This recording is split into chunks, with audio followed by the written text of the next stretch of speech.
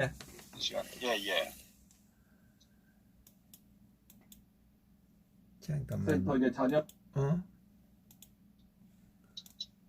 예. 예, 부탁드리겠습니다. 잠깐만요.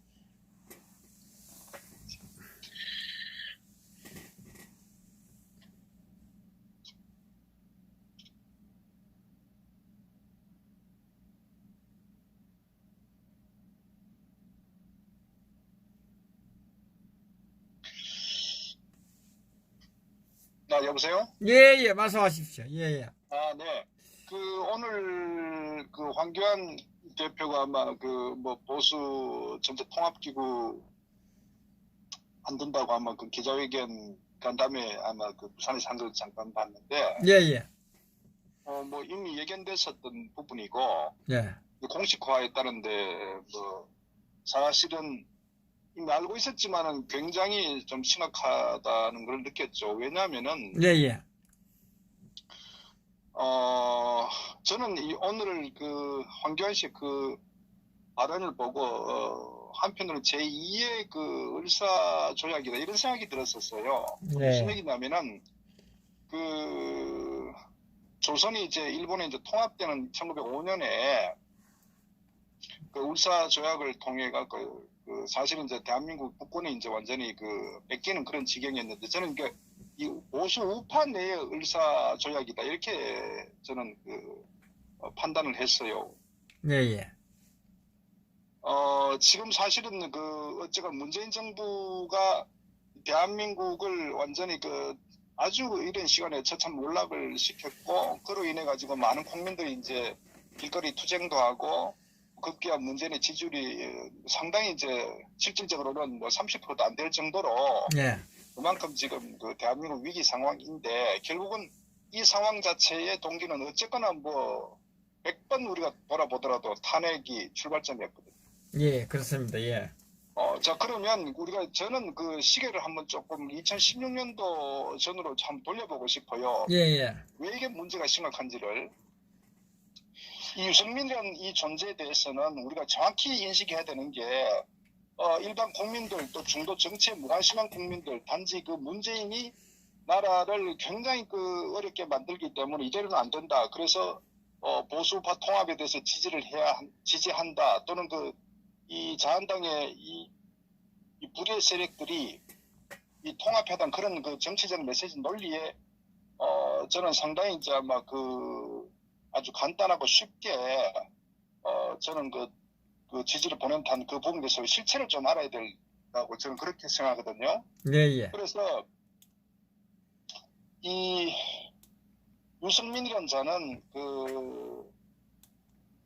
새누리당 원내대표 시절에 우리가 알아야 되는 게 김대중 암문법이라고 있어요. 예.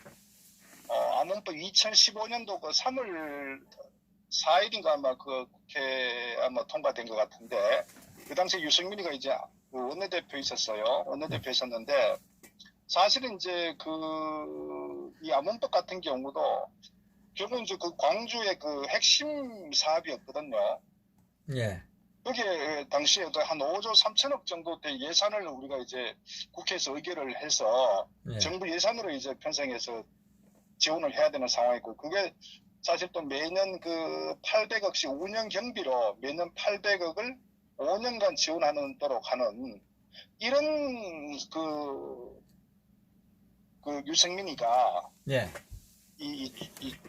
그 당시 새천년 민주당에 그러니까 이 동의를 합의를 해준 거죠.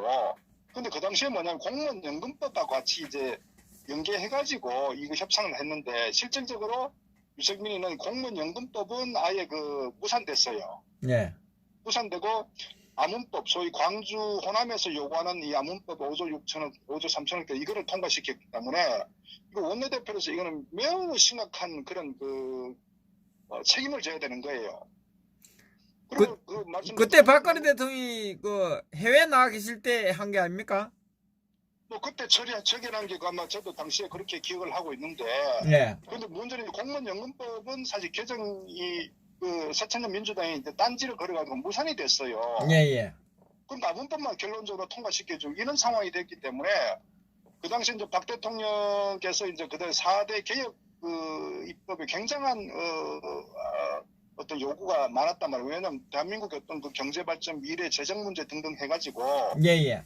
중요한 어떤 그 개혁 입법이 필요한데 실제 공무원 연금법 개정은 매우 중요했단 말이에요. 예, 그렇죠. 이 미래 세대에 우리 재정이 고갈되기 때문에 이거는 뭐 매우 심각할 정도. 그래서 이 공무원 연금법 개정과 이거를 우리는 이제 그 체결해야 된다고 하는 부분이고 또 이 새천민주당은 이 광주 암문법을 이제 통과해요. 이런 협상 부분이 있는데 실질적으로는 완전히 그건 넘어갔죠. 쏘갔네. 사기당했네. 그렇죠. 그렇죠. 그래서 나중에 이제 이 새정치민주연합이 이제 이 공무원연금법하고 다시 또 그 국회법 개정해가지고 예. 이렇게 그 또 협상해갖고 이제 통과시키도록 해서 결국은 통과는 됐는데 그 당시에 이제 공무원연금을 상당히 누더기였다. 이런 그 당시에 이제 그 평가 판단이었는데 결국은 이 새누리당 원내대표는 유승민이 새정치연합의 어떤 그 당리 당략에 그 동참한 그러니까 어떤 그 당시에 우리가 그 여당으로서 국정 운영의 어떤 그 단기적으로 매우 어떤 중요한 국가적 어떤 그런 그 뭐 개혁 입법 등등에 보다도 이런 그 새정치민주연합의 어떤 그 특정 지역의 어떤 그 수건 사업을 합의해주는 이런 아주 어리석은 짓을 했단 말이에요. 그래서 사실 그 이후에 이제 박 대통령이 어떤 그 굉장히 그 비판을 했죠. 어떤 그 배신의 정치라는 말도 아마 표현도 나왔고요. 유승민은 미연털이 바뀌었네. 미연털이 바뀌었어요. 그렇죠. 그러니까 이제 유승민이라는 이자는 그 원내대표였으면서도 여당의 대표로서도 국가적 아젠다와 어떤 미래를 위한 그런 어떤 그 보다는 그러니까 철저한 자기 어떤 그 이미지 정치를 했던 인물이란 말이에요. 이것이 바로 그 유승민의 실체란 말이에요. 응? 그러니까 또 유승민 같은 개인적으로 보십시오. 그 대구 동물에서 3선을 하고 마지막에는 무공천으로 4선을 했지 않습니까? 예. 그러니까 이 친구는 사실은 박 대통령의 어떤 그 지원이 없었으면은 국회의원 될 수도 없었죠. 그러니까 또 더더구나 유승민이 박 대통령 비서실장을 했지 않습니까? 그러니까 어쨌거나 유승민은 박 대통령을 그 배제하고는 그 어쨌거나 정치인으로서 홀로 설 수 없는 그런 인물이었단 말이에요. 그러한 인물이 결국은 그 당시에 이제 그 2015년도 어떤 원내대표 하면서 자기 정치를 하는 이런 그 상황에서 사실은 이제 그 박 대통령과 어떤 그 청와대하고 상당히 어떤 그런 그 갈등적 관계가 있었죠. 그러니까 이게 왜냐면 원내대표는 당시 어떤 그 정부 여당의 원내대 사령탑으로서 국정을 뒷받침하는 매우 중차대한 그런 역할을 해야 되는 거예요. 자기 정치하는 자리가 아니고. 그럼에도 불구하고 유승민은 그렇게 하지 않았다. 그래서 그러다 보니까 사실은 사사건건 어떤 그 박 대통령과의 어떤 그런 그 대립적 관계를 먼저 노출시켰죠. 그래서 지금 그것은 저는 매우 어떤 조직원으로서 또 어떤 여당의 어떤 원내사령탑으로서 또 정치 국정을 책임지고 있는 그런 아주 막중한 자리에서 있을 수가 없는 그런 한 행위를 했다. 저는 그렇게 보는 겁니다. 그렇기 때문에 유승민은 어떤 배신의 아이콘이다. 그러니까 아주 그 이 친구는 국가와 국정 측면보다는 자신의 어떤 사욕이라고 해야 될까? 정치적인 사욕이라고 해야 될까? 여기 아주 몰입한 아주 저는 비겁한 인물이다. 그리고 또 하나는 정체성 자체가 항상 자기가 주장하는 게 그러니까 그 경제는 진보고 안보는 보수라는 핵에 망측한 논리를 갖다 궤변을 들여댔단 말이에요. 그렇기 때문에 유승민은 기본적으로 보수 우파의 어떤 가치와 정체성을 갖고 있는 인물이 아니다. 이걸 우리가 그 많은 그 보수 우파 국민들은 인식해야 된다고요. 그 유승민은 오히려 이 좌파에 더 어울리는 그런 인물이라고요. 오히려 지금 좌파 내에서도 차이로 보수적인 색채 갖고 있는 사람들이 오히려 더 많이 있다고 할 정도로 유승민은 우파에 적합하지 않은 인물이다.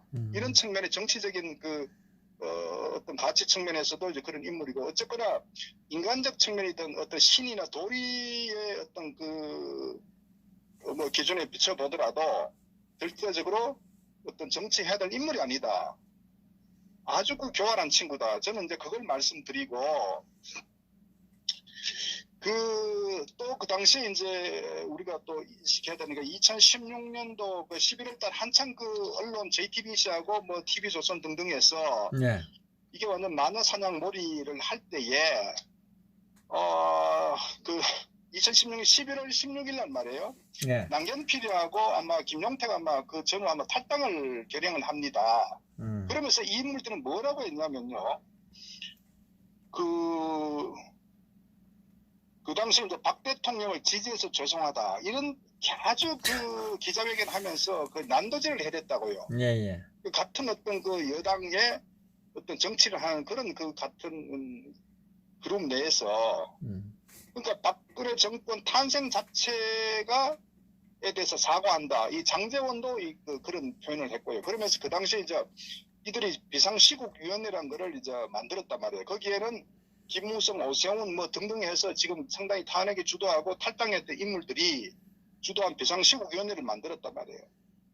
만들어가지고 그 당시에 그 박 대통령 그 정부에 대해서 정말 있을 수 없는 난도질하고 온갖 그 험담과 정말 그 하지 말아야 돼요. 저게 과연 같은 정당인지, 같은 정말 보수 세력인지, 정말 상상할 수 없는 그런 어떤 폐륜적 행위를 저지른 인물들이 그 당시에 11월 한창 그 탄핵이 촛불이 막 광란을 펼 때에 오히려 그걸 방어하고 실체적인 어떤 그 사실을 오히려 그 확인하고 좌파들의 선동을 어떤 그 방어하는 이런 게 아니라 오히려 좌파보다도 더 악독하게 칼날을 내부로 들이대 가지고 예. 이런 어떤 짓을 한 인물들이 바로 지금 탈당했던 비상시국위원회 김무성과 유승민을 필두로 한 오세훈 이런 인물들이었다고요. 그 인물을 한번 제가 한번 그 읽어보면요. 그 당시 우리가 알아야 되는 게 그 김무성, 심재철이, 주호영이, 그다음 이군현이, 황영철, 강석호, 홍문표, 권성동이, 여상규, 이종구, 김서연 지금 여도연구원 앉아 김서연 그럼 김성태가 또 있고 하태경, 신환이, 박인숙이, 김영수인가 그리고 김하경이, 김재경, 김혜나 그 비례대표 있죠. 유희동, 이진복, 정운천 전북의 정운천 나경원도 봤다. 나경원, 이학재, 정양석, 송석준, 장재원, 강길구, 주광덕이, 정병국, 이은재, 박성중 하도 많아가지고 이혜훈이 아이고 그래도 기억을 홍문표, 잘 하십니다. 박순자 그러니까 이외에도 되게 많아요. 그러니까 이 비겁한 사람들이 예. 정말 나라가 중차대한 상황에서 오히려 내부의 비수를 찌르는 이런 짓을 했단 말이에요. 기름을 들어 부었네. 들어 부었어. 급속도로 이 어떤 그 우파 진영을 완전 괴멸시키는데 앞장을 선 인물들이 소위 비상시국위원회 멤버들이 이 인물들이었다. 그러면서 남경필이는 제일 먼저 김용태하고 탈당을 했잖아요. 그러니까 공식적으로 박 대통령 정권 탄생에 대해서 자체를 사과한다. 이거 있을 수 없는 일이에요. 솔직히. 이건요 정치 도의적으로 인간적으로도 어떤 측면에도 있을 수 없는 짓이라고요. 이게 원래 같은 우파 정당 또 좌파 정당이 어떤 위기에 처했을 때 그걸 방어를 하고 논리적인 근거를 대 가지고 그 문제에 대해서 그 정면 돌파해서 저는 그걸 어떻게 하든지 어떤 국정을 책임지는 여당 입장에서 이러한 어떤 그 배신적 행위는 어떤 경우도 용서할 수 없다. 저는 그렇게 보는 겁니다. 예예. 이들의 실체가 바로 그것이었다고요. 그리고 또 하나 우리가 인식해야 되는 그 당시에 이미 11월 중순부터 이들은 탈당하고 대통령 탄핵하려고 이미 계속적으로 기자회견을 해나갔다고요. 그러면서 유승민 같은 경우는 뭐냐면은 기자회견 그 인터뷰하면서 최순실이 공소장에 그 박 대통령 범죄가 드러나면은 바로 탄핵을 해야 된다. 이렇게 유승민이 지금 발언을 했다고 말이에요. 유승민이가. 예예. 김무성 같은 경우도 박근혜 탄생에 일전 국민 여러분께 사과한다. 이렇게 김무성이도 그렇게 인터뷰를 했단 말이에요. 그러니까 이들은 도대체 그 당시에 적인지 아군인지 오히려 적보다 더한 어떤 그런 비수를 들이댄 인물들이 현재 그 당시에 탈당했던 인물과 현재 자유한국당의 주류 세력들이란 말이에요. 이 부분에 대해서 국민들이 알아야 된다고요. 이것이 바로 이 탄핵 주동 세력들, 자유한국당을 그 당시 새누리당을 괴멸시키고 박 대통령에다가 등대 비수를 꽂은 우파를 괴멸시킨 좌파 아니라 우파를 괴멸시킨 인물이 바로 이들이라는 것을 우리 국민들은 아셔야 된다고요. 그래가지고 그 당시에 또 하나 다른 에피소드가 뭐냐면 그 당시에 이제 원내대표 경선이 있었습니다. 네. 경선에 이 비상시국위원회 소위 박 대통령 탄핵을 주도했던 인물들이 나경원을 원내대표 후보로 내세워가지고 당권을 장악하려고 했었습니다. 그리고 소위 그 수당파 입장에서 정우택을 내세워서 결국은 뭐냐면 7표 차이로 나경원이 패하게 됐다고요. 그러면서 그 이후에 걔들이 이제 그 당권 장악하는 무산됐죠. 그러면서 또 하나 조건 제시하면 비상대책위원장에 유승민을 비대위원장으로 요구를 했다고요. 그런데 그게 받아들이지 않으니까 그러니까 얘들이 결국은 원내대표 경선에 당연히 졌으면은 승복하고 당내에서 어떤 도모를 해야 되는데 결국은 결행해가 탈당을 해버렸다고요. 그 나가면서 침을 뱉고 있을 수 없는 그런 아주 그 살모사 같은 발언을 하고 말이지. 이 인물들이 현재 유승민을 필두로 한 김무성부터 제가 언급했던 그 수많은 인물들이 바로 그 당시에 이런 배신의 독사 같은 발언한 인물들이라고요. 이 인물들이 홍준표에 의해서 대선 때 다시 컴백해가지고 현재 당권을 장악하고 지금까지 오고 있는 이것이 자한당 내 실체란 말이에요. 이것을 우리 국민들이 알아야 된다고요. 그리고 이들로 인해서 결국은 정권이 허무하게 정말 무참히 박근혜 정부가 도륙되면서 문재인이 집권한 그 과정이 이루어졌단 말이에요. 이것을 국민들이 알아야죠. 그러니까 멀쩡한 정권, 정말 도덕적으로도 너무나 깨끗하고 오로지 국민만 위한 그런 정치를 했던 그 전직 대통령을 같은 아궁 내에서 난도질을 하고 무참히 끌어내리고 적을 청와대에 앉힌 그 인물들이라고요. 그래서 오늘날 지금 대한민국 2년 반 만에 국격은 완전히 바닥으로 떨어졌죠. 외교가 완전히 파탄났잖아요. 경제 부분은 뭐 상상할 수 없을 정도로 저는 뭐 회복불능하기 어려울 정도로 지금 구조적으로 지금 완전히 망가졌다고 할 정도로 심각한데 이 상황이 바로 이들이 그 당시에 멀쩡한 대통령을 정치적 목적을 가지고 난도질을 했던 그 인물들이라고요. 그런데 이들이 지금 와서 건재하고 반성은커녕 탄핵을 인정해라. 그러면서 자기 정치적 재기를 위해서 과거의 어떤 씻을 수 없는 역사적 과오를 묻어버리고 가자.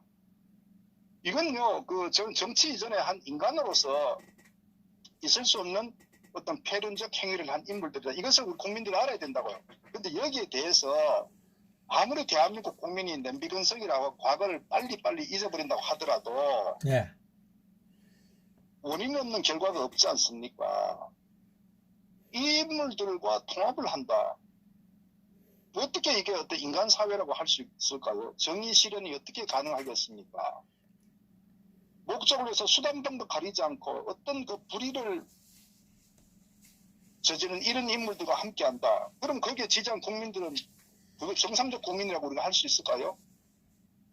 자, 그것이 바로 탄핵 주동 세력들의 실체고 아직도 건재하게 아직도 다시 정권을 권력력에 사로잡혀 가지고 다수의 국민들을 속이고 기만하고 이용하고자 하는 이 인물들이라는 것을 우리 국민들이 제발 좀 알았으면 좋겠어요. 근데 자, 황교안이라는 인물은 어떤가요? 황교안 보십시오. 황교안이라는 인물 자체도 지난 그 박근혜 정부 때 가장 장기 어떤 고위직 인물이 황교안이라고요. 어째 박근혜 정부 탄생과 더불어 법무장관 했죠. 총리 2년 풀로 2년 했죠. 법무장관 2년 했죠. 총리 2년. 그 다음에 권한대행까지 하면 거의 뭐 박 대통령보다도 재임기는 훨씬 길다고요. 그리고 어떻게 보면은 박근혜 대통령의 상징적 인물이 황교안이라고요. 그러니까 이 황교안이라는 사람은 이유 여하를 떠나서 박 대통령 탄핵에 대해서 누구보다도 모든 정치적 책임을 지고 자기가 정말 평생 씻을 수 없는 그런 어떤 그 회개하는 마음으로 살아야 되는 게 황교안 씨라고요. 그런데 결국 탄핵 당시에도 그 사람의 어떤 행적들을 봤을 때 얼마나 많은 정말 의아한 행위를 했습니까? 그 당시에는 우리가 긍정적 해석했죠. 아마 황교안이가 무슨 다음에 대선에 나온다거나 또는 무슨 뭐가 있겠지. 뭐 등등 여러 가지 많은 우리가 긍정적으로 이해를 했다고. 그런데 결국은 뭡니까? 지나고 보니까 황교안도 탄핵에 상당히 동조한 인물 중 한 사람이다 하는 것을 우리가 저는 확인할 수 있다. 이렇게 보는 거예요. 결국은 그 사람의 어떤 발언보다 행적을 보면서 그 사람 판단할 수 있고 그 이후에 문재인 집권 이후에도 2년 이상 침묵을 지키다가 결국은 김무성과 손을 잡고 지난 그 자한당 경선 때도 이미 짜여진 시나리오에 따라 움직였단 말이에요. 그래서 그 당시에 캐치프레이즈가 미래를 하나로 가는 메시지가 뭡니까? 탄핵을 잊어버리고 미래를 가자는 얘기거든. 그러니까 이미 그 당시에 이 김무성과 김성태 이 탄핵 주동 세력들은 황교안을 들러리로 세워가지고 자신들이 당을 장악하고 차기에 들러리 내세워가지고 권력을 지속하겠다는 이런 그 정치적 시나리오에 의해서 이미 가고 있었고 그 시나리오 하에 황교안이 올라타고 그렇게 들러리 했던 거단 말이에요. 그렇기 때문에 오늘날 지금까지 최근에 그런 하나의 그 명확한 사례가 박찬주 대장 영입할 때도 그 사전에 교감을 했기 때문에 황교안이가 박찬주 대장하고 얘기했고 한다고 했고 발표했지 않았겠어요? 그런데 그걸 최고위원들 몇 마디 한다고 그걸 그냥 꼬리 내려버리고 이게 무슨 지도자입니까? 바로 그것은 황교안이는 김무성의 들러리다. 얼굴 마담이다. 항시 교체될 수 있다. 그것이 황교안의 한계점이라고요. 그런데 그런 황교안을 가지고 무슨 지도자다. 앞으로 어떤 보수 우파의 리더가 된다. 선만해. 황교안의 실체를 명확히 알아야 된다. 황교안은 힘도 없고 조직도 아무것도 없다고요. 당장 그런 지금까지 지난 황교안이 당대표가 되고 난 후에 많은 당내 의원들이 바른 소리 하다가 윤리 많이 회복했죠. 예. 이정명 의원 제명됐지 않습니까? 예.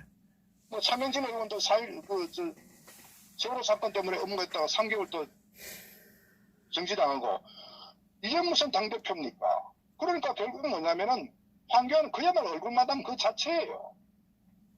이게 정상적으로 황교안이가 대표 리더십을 가지고 당을 장악하고 있었다면은 황교안이가 삭발할 때 나경원이 벌써 삭발했다고요. 그만큼 어떻게 보면 나경원이조차도 황교안이가 들러리라고 판단하기 때문에 황교안이 삭발해도 너는 삭발해.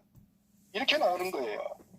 그 결과가 단적인 예로 박찬주 대장 이 영입 에피소드 같은 거 그렇게 나타난 거라. 그것이 바로 황교안의 어떤 실체고 변주소다. 그런데 무슨 황교안을 지지한다. 황교안을 지지하는 것은 김무성을 지지하는 거예요. 그러면 이렇게 해가지고 이들이 정권을 잡았다.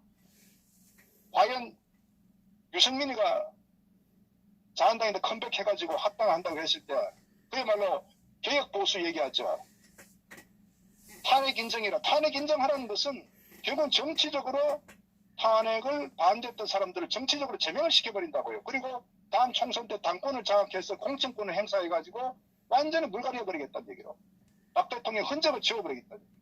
왜? 흔적을 지우고 탄핵을 완전히 기정사실화 시켰을 때 유승민이는 정치적인 면죄부를 받고 다음 대선에 자기가 대권 후보로서 또 갈 수 있다고 판단한단 말이에요. 그러니까 이것이 이들의 어떤 그 실체고 시나리오인데 여기에 내가 지지를 한다? 그 정상적 국민 같으면은 그렇게 해야 되겠습니까? 지금 유승민을 박사님 말씀하시니까 황교안이 유승민하고 한다는 것은 김무성의 복심에서 나온 거예요. 그죠? 100%죠. 100%죠. 그러니까 황교안은요, 그 자한당 내에서 어떤 정치 지형사항에 있어가지고 예. 전혀 힘을 못 쓴다고요.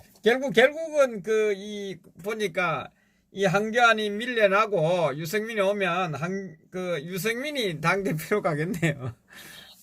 아니, 이제 비상대책위원장, 여기다 총선 결과 등등 비대위원장이 등등 많은 시나리오를 짜겠죠. 예, 근데 예. 결국 뭐냐면은 어떤 시나리오를 짜든 간에 예. 김무성과 유승민이 당권 장악을 해서 자기 걸맞는 인물을 페이스메이커로 앉힌다거나 해가지고 예. 나중에 대권 후보 같은 경우도 결국은 유승민이 이제 그러니까. 나중에 또 바깥에 있는 그 안철수나 이런 여러 가지 시나리오 가지고 정치적인 모의를 하겠죠. 거기에 따라서 필요하면은 저희들이 소위 원포인트 개헌하는 이원집 정부제 같은 경우도 한번 드라이브를 걸 수도 있겠고. 예. 그러니까 이들은 우파 국민들을 위해서 정치하지도 않고 예.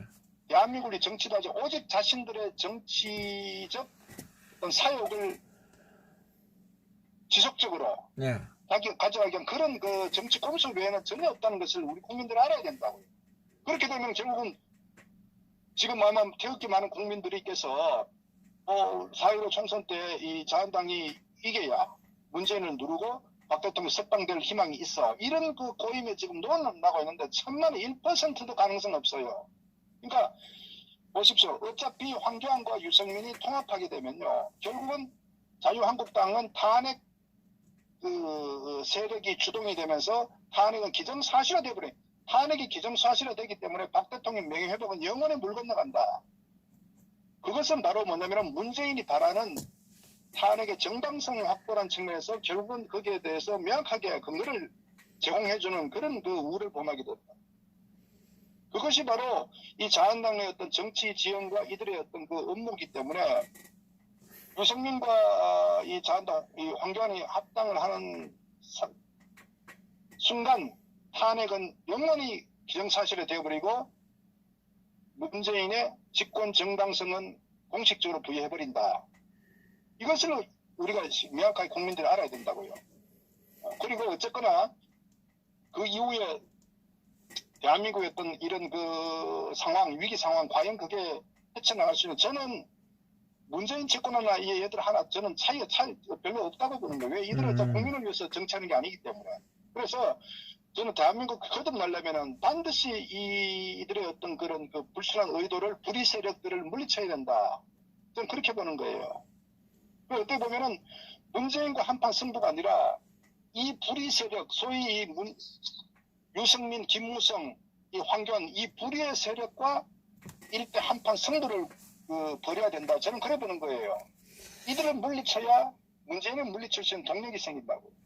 그리고 탄핵의 어떤 부당성을 우리가 명확하게 할 수 있고 그 기반하에서 문재인 집권의 부당성에 대해서 확실히 하고 그것이 바로 박 대통령의 어떤 명예회복과 어떤 이 진실의 실체에 다가가는 저는 그 지름길이다 이렇게 봅니다. 그래서 결론적으로 말씀드리자면은 저는 이들의 어떤 그 정치 공학적인 꼼수에 절대 놀아가서도 안 되고 이들이 합당은 박 대통령 탄핵에 어떤 그 정당성의 명분만 줘버리는 어떤 그런 결과를 가져오기 때문에 여기에 절대 속아남아서는 안 된다. 어느 누구도 이들에 대해서 설사 4.15 총선 때에서 반문연대를 했던 이런 명분에서 또 정광훈 목사는 많은 태극기 애국 국민들 참 단체들이 여기에 동조하는 어떤 또는 유튜브에서도 여기다가 대의를 거론하면서 4.15 총선을 거론하는 이런 세력들은 반드시 우리가 적이다. 문재인 좌파보다 더 아주 나쁜 악랄한 적이다 하는 규정을 하고 저는 우리가 사고가야 된다. 저는 그렇게 봅니다. 아, 예, 총선 그 목표가, 예. 그리고 지금 아까 말씀드렸는데 한교안 뒤에 김무성이 있고, 네네, 그렇습니다. 자, 김무성 뒤에 지금 강화문에 지금 정 목사 있지 않습니까? 네네, 예. 예, 예. 김무성을 밀고 있는 것은 지금 강화문 세력들 아닙니까? 그러니까 이제 어쨌거나 행동 하는 그 세력들이 필요하겠죠. 예, 예. 지금까지는 우리가 광화문 태극기 국민들은 전적으로 탄핵 반대를 외쳤던 그런 그 애국 국민들이 주도했었는데 예. 어느 순간에 그 태극기를 흡수해가지고 그리고 박 대통령의 구명이라는 명분에 어떤 그런 그 미끼로 던져가지고 많은 국민들을 흡수하는 그러나 실질적으로는 이 4.15 총선에서 승리해야 된다는 이런 그 문재인을 겨냥한 쪽으로 이제 타겟팅을 보면서 정치 이 선거 전략적으로 많이 이제 그 접근하고 있죠. 그리고 많은 유튜브들 줄 세우고 있고 이것이 지금 자한당의 어떤 정치 세력들의 농간이고 음모고 술수다. 이것을 우리가 명확하게 인식해야 된다고요. 아니, 그 박근혜 대통령 구명이 처음에 안 나왔어요. 처음에는 안 나오고 가문에 지금 그것이 나중에 요구를 하니까 점점 하나씩 전략적으로 받아들이고 있는 이런 상황이거든요. 그게 선거 전략적. 왜냐하면은 예. 어차피 태극기를 들었던 분들은 탄핵에 반대했던 그 국민들이었기 때문에 네. 그분들을 결국 어떤 자기 세력들로 그러니까 자기 어떤 그 집회에 인력을 흡수하려면은 그들이 원하는 어떤 메시지를 던져줘야 되거든요. 그것이 바로 박 대통령의 어떤 구명이라는 어떤 그 미끼를 던지는데 실질적으로 말씀드렸잖아요. 자한당 내 정치 권력 구조 자체가 절대적으로 그 박 대통령이 구할 수 있는 그런 조직이 아니라 탄핵 주동 세력들이 이미 당을 완전 공식적으로 접수를 해버린다고요. 그래서 어쨌거나 유승민과 합당이란 것은 제가 말씀드렸다시피 제2의 보수 우파의 의사조약이나 마찬가지다. 이것이 공식화되는 순간 완전히 탄핵 세력으로 재편돼 버린다고요. 그래서 상태에서는 박 대통령은 완전히 아킬레스건이 잘려버린 거예요. 그 지금 강화문 세력이 문제인데 지금 이 원래 시작할 때 태동할 때 그 어떤 정체성과 이 서울역 대기 집회하고는 완전히 달랐거든요. 처음에 나올 때. 네네. 그런데 지금 보면 이 전략적으로 점점 그 내년 총선 거기에 맞추어서 발맞추어서 태극기 세력들을 뺏어가는 이러한 상황으로 지금 가고 있는 상황이거든요. 사실상 보면. 그렇습니다. 예, 지금 이게 우려스럽다고. 그래서 저도 이제 이 이야기를 했습니다. 이 가문 이것이 이제 그 정가훈 목사가 등장하게 된 것은 이 그 보수 우파 세력 완전 반토막을 내는 세력이다. 이렇게 저는 이야기를 했는데 이 부분에 대해서 우리 박사님 그 저는 어떤 의미 그러니까 그 이면에는 어쩌가 철저한 이 자한당 내 탄핵 주동 세력들이 내년도 총선에 지금 많은 보수파 국민들을 이용하기 위한 어떤 그 정치 공작이다. 저는 정치 공작적 측면에서 두 축이죠. 하나는 이 광화문에 또는 이 광장에 많은 태극기를 최대한 흡수해서 어떤 세력화를 시키고 그것이 바로 어떤 역설적으로 보면은 우리 공화당의 세력을 죽이려는 흡수해서 이런 그 정치 공학적이고 공작적 측면이 매우 강하고 또 한축으로는 그 유튜브 내에 많은 그 유튜브들을 줄 세워가지고 자신들의 어떤 그 문재인을 끌어내리는 게 우선이다니 이런 그 명분을 줘서 유튜버들을 자기 세력화시키는 이것이 어떻게 보면은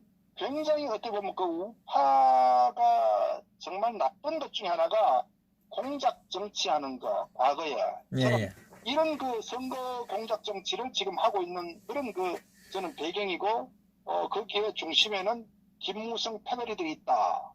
여기에 이제 어쨌거나 심히 우려되는 것은 유승민이 이제 공식적으로 함께 해버린다는 것은 제가 볼 때는 이제 게임 자체가 완전히 자유한국당 내에는 뭐 탄핵 찬성 세력들은 반대 세력들은 완전히 이제 그 질이 멸렬하게 사라지는 그런 상황이라고 우리가 인식해야 되고요. 그 부분에 대해서 실질적으로 자유한국당 내에 소위 수당파 또 탄핵을 반대했던 친박이라고 하는 표명을 과거 한때 했다는 인물들조차도 이제는 아마 유승민과 합당을 불가피하게 받아들여야 된다고 할 정도로 세력이 지금 완전히 위축되고 질이 멸렬하고 기회주의적 처신을 갖고 있다. 그 대표적인 사례가 윤상현 아닙니까? 윤상현이 먼저 유승민을 함께해야 된다고 주장하지 않습니까?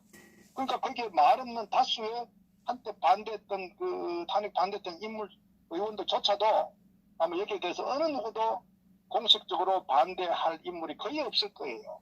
이것이 자유한국당의 지금 현 주소고 실체다. 그리고 그것은 바로 박 대통령을 두 번 죽이는 홍준표가 박 대통령을 출당을 시켰는데 이제는 유승민과 합당하고 여기에 발언하지 않는 이 자유한국당의 정치 세력들은 박 대통령 완전히 탄핵을 사법적으로 정치적으로도 완전히 그 인정시켜버리는 매우 저는 그 심각한 상황이 도래한다. 이것을 우리 국민들이 알아야 된다고. 이것을 우리 교육개국 국민들께서 실체를 알아야 된다고요. 예. 그것을 저는 상당히 우려스럽게 보고, 그렇기 때문에 여기에 대해서 황교안이 1%였던 그런 나름대로 의지가 있다면 이렇게 하지 않을 거예요. 지금 어차피 황교안은 자한당 내에서 권력 서열에서 전혀 순위가 없을 정도로 들러리다, 이렇게 보시면 되겠습니다. 예. 아니, 가문은 지금 사실상 그 내부적으로는 탄핵을 묻고 가자. 탄핵 세력이 주체가 돼 있다. 이렇게 보셔야 되지 않나요? 지금. 그리고 우리 그 탄핵 반대하는 탄핵의 무효를 외치는 세력을 와해시키기 위한 세력이다. 저는 이렇게 보거든요. 지금 현재. 그걸 숨기고, 정치 공작 숨기고, 진행되고 있다고 말씀드립니다. 숨기고 지금 그 세력들을 결집하고 있는 유튜브라든지 이런 것을 세력을 모아서 세를 확산시키고 있는 이런 상황이지 않습니까, 지금? 그러니까 우리가 한때는 소위 탄핵을 반대하는 태극기를 든 애국 국민들이 어떤 그 광장이 이제 광화문이고 서울역이었단 말이에요. 예. 그런데 이 소위 탄핵 주동 세력들, 원내에 있던 탄핵 주동 세력들이 네. 결국 뭐냐면 우려되는 것 중에 하나가 이제 그 광장에서 태극기를 든 분들이 점점 많아지고 확대가 되면은 자신들의 어떤 그 위치가 상당히 이제 그 정체될 수도, 위험할 수도 있기 때문에 어떻게 보면은 자신들을 대변하는 정광훈 목사 같은 또는 탄핵 주동하는 이런 세력들을 광장에다가 일단 선발대로 보내가지고 네. 그들로 하여금 태극기 세력을 흡수를 하는 거예요. 흡수하는 명분은 총선에서 이겨야 박 대통령 분명을 할 수 있다. 이런 달콤한 메시지를 던져가지고 미끼로 던져가지고 네. 흡수를 하고 거기서 먹혀 들어가고 있다. 그리고 거기에 종교인들이 많이 참석하고, 그러나 그것을 확장시켜 나갈수록 그 오리지널 이 태극기 들었던 우리 공화당을 중심으로 한 태극 국민들이 점점점 그 코너에 몰아가지고 네. 이들이 이제 그 세력을 흡수하는 이런 정치 공학적으로 선거 공학적으로 이미 아마 수개월 전부터 진행되어 왔다. 그것을 저는 이제 그 실체라는 것을 우리 그 국민들, 특히 더구나 태극기 국민을 들었던 국민들 또는 탄핵에 반대했던 국민들이 명확하게 좀 이 상황을 좀 아셔야 된다고 제가 주장하는 겁니다. 그리고 처음에 이제 반문 세력으로 했다가 반발이 심하니까 지금 바꾼 거 아닙니까? 바꾸고 최근에 와서는 그 처음에 할 때는 그 탄핵 무효라든지 박근혜 대통령 이야기를 하고 있지 않다가 최근에 그 집회를 할 때마다 바뀌거든요. 점점 바뀌고 있어요. 지금 광화문이. 시간이 지나면요. 네. 점점 이제 어떻게 나오냐면 아마 이제 저 황교안 대표가 아마 빠르면 11월 늦어도 내년 1월 내에 유승민과 합당 내지는 통합에 이제 그 마무리가 된다고 아마 그 스케줄 갖고 있는 것 같아요. 그것은 이미 상당히 교감하에 네. 이미 끝났죠. 네, 사실은 예. 끝났기 때문에 통합기구로 이제 공식 발족한다고 하는 거거든요. 예, 끝난 그렇죠. 거예요. 그럼 자기들끼리 아마 정치적인 어떤 그 지분 문제를 아마 여러 가지 아마 내부 통합 얘기하고 상황이라고 저는 봐요. 예. 그래서 기본적으로 유승민이 요구했던 어떤 그 탄핵에 인정해야 되고 개혁적 보수, 그것은 정말 어떤 정통 우파의 어떤 가치를 무너뜨리는 중도 지향을 하는 그런 그 우파의 가치 정체성으로 완전히 전환한다는 이런 측면이며, 그렇기 때문에 유승민 주장하는 경제는 진보라는 이런 아주 그 허무맹랑한 이런 어떤 그 방향을 갈 가능성이 매우 크다. 그리고 유승민의 목소리가 클 수 있다. 왜? 어차피 김무성이는 뒤에서 컨트롤 하지만은 유승민이 전면에 나서가지고 아마 앞으로 정치를 할 의무를 상당히 크기 때문에 유승민의 목소리가 점점 확장될 수가 가능하다. 이거거든. 그러면서 유승민이 아마 그 전면 나서면서 나머지 안철수나 등등 세력들을 아마 규합하는 이런 식으로 갈 가능성이 커요. 그래서 국민들과 기대하는 그 정통 보수파의 어떤 그런 그 이념 가치 노선보다는 중도를 표방하는 외연 확장이라 이런 정치적 그 명분과 논리를 가지고 확장시켜 나갈 거예요. 예. 그러면서 박 대통령의 흔적을 완전히 지워버리는 식으로. 이것이 지금 자연당 내 앞으로 그 벌어질 상황이기 때문에 결국은 과연 이것이 우리 그 태극기 국민들께서 기대하던 그것이냐. 과연 그럼 황교안의 어떤 흔적이란 것은, 황교안은요 그 유승민한테 정치적 게임이 안 된다고요. 그게. 그렇기 때문에 국민들이 기대하는 것과 전혀 다른 방향에 흘러 들어갔기 때문에 이것을 우리가 간파를 하고 절대적으로 막아야 된다.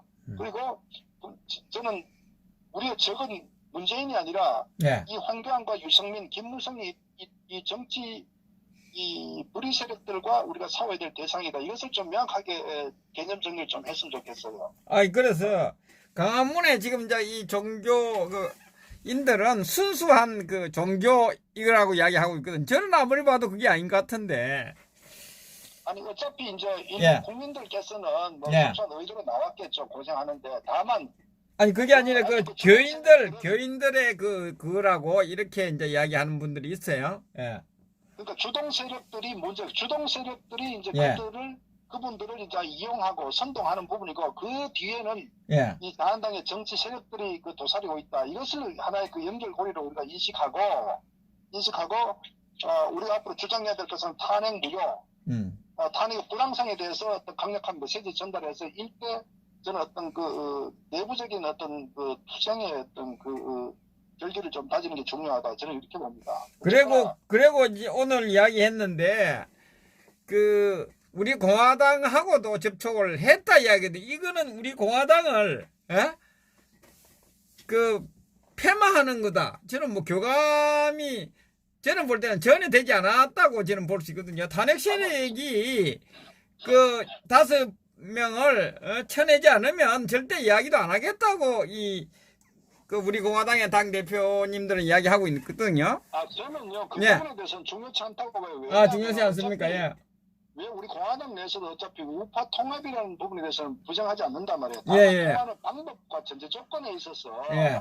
그게 중요하기 때문에 우리가 주장하는 것은 탄핵 7적 5적을 정교시키고 책임을 물어라. 그러면 예. 우리 통합 항상 열려있다. 이것이 그 지속적으로 주장한 메시지였기 때문에 그 메시지 전달을 당연히 자유한국당에도 보낼 수가 있겠죠.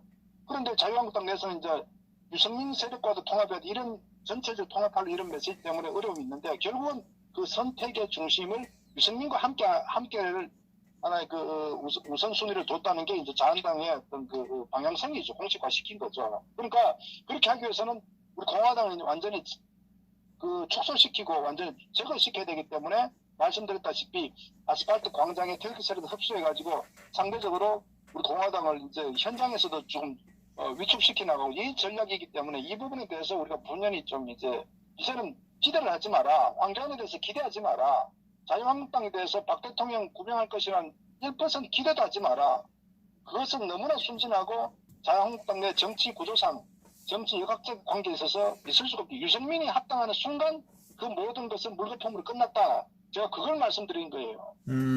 아니 그러니까 왜냐면 이런 이야기를 한다는 게 이미 우리 공화당에서는 그 6개월 전에 이 메시지를 던졌단 말이에요. 답을 안 주고 있다가 지금에 와서 무슨 그 접촉을 했다고 이야기하면서 우리 공화당을 폐마하는 거거든 사실상요.